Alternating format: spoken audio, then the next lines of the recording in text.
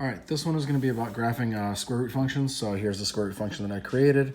If you remember, your first perfect squares are 0, 1, 4, and 9. Now, obviously, you always want everything inside the radical to be a perfect square. So if you choose 0, 0 plus 1 is 1, square root of 1 is 1, that's fine. And then 1 plus 1 is 2, square root of 2 does not work.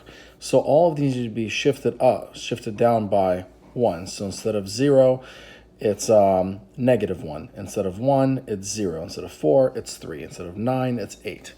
So there we're going to do that. So negative 1, 0, 3, and 8. Okay, so there we go. Okay.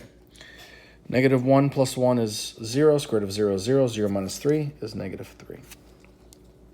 0 plus 1 is 1. Square root of 1 is 1. 1 minus 3 is negative 2. 3 plus 1 is 4. Square root of 4 is 2. 2 minus 3 is negative 1. And then 8 plus 1 is 9. Square root of 9 is 3. 3 minus 3, 0. Okay, so here's our equation. So then we graph it. So at negative 1, it's at negative 3. At 0, it's at negative 2. At 3, it is at negative 1.